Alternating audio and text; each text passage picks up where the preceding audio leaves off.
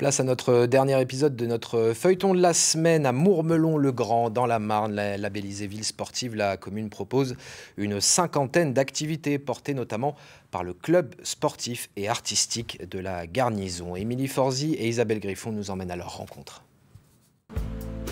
Mourmelon-le-Grand est une ville sportive. On peut s'y détendre, bouger, se cultiver.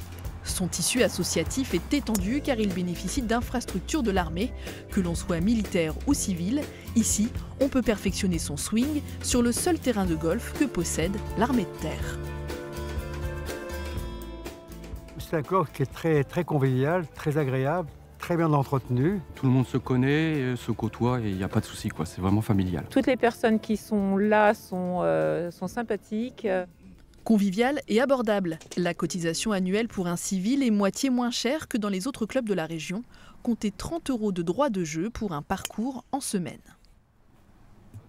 On profite d'un terrain qui nous est prêté, donc on rend ça aux joueurs avec un tarif qui défie toute concurrence.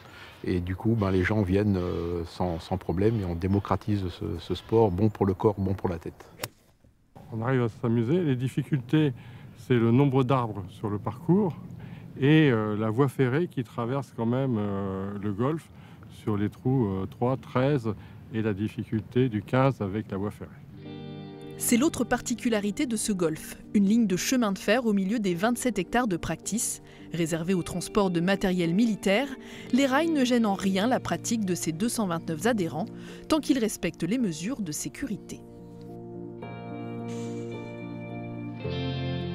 Autre activité où il faut avancer protégé, l'apiculture.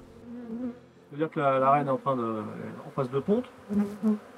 C'est plutôt bon signe. Le club de la Garnison possède un rucher école et permet à tous de se former à ce type d'élevage.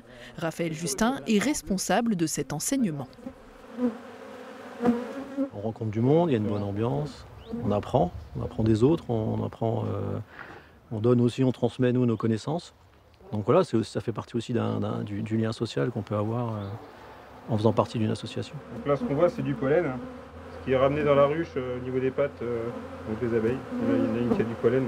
Je suis assez chasse, pêche, nature, tradition, et pour moi, c'est une continuité. Ça continue mon rapport à la nature. Le club de loisirs réserve encore bien d'autres surprises.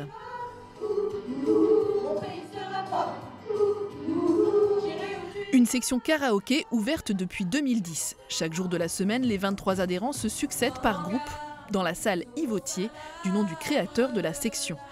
Nous avons rencontré l'équipe du jeudi, dont la responsable est Magali, karaokeuse depuis 13 ans.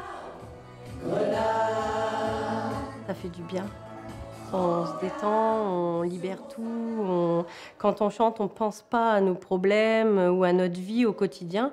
Et du coup, on se vide. Voilà, c'est ça.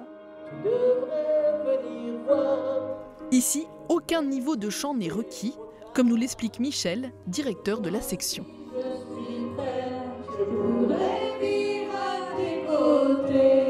Il y a une règle, c'est qu'on n'en a pas. On n'a pas de règle. Voilà. Si on veut chanter, on chante. Si on veut chanter en duo, par 3, par 4, on fait. On n'est pas là pour se prendre la tête. On chante, on aime ça, on rigole, on se balance des vannes et puis voilà. C'est vrai du soprano. Aurélie entame sa 2e année au club. Si j'avais envie de chanter, je pourrais très bien le faire chez moi, pas de souci. Et moi, j'avais envie de partager cette passion du chant. Je chante depuis de nombreuses années et puis là, je suis avec des super copines du jeudi et copains aussi, hein, Mimi. Tu es de ma famille, de mon ordre et de mon rang. Ensemble, ils participent à des festivités et poussent même la chansonnette dans certains EHPAD de la région.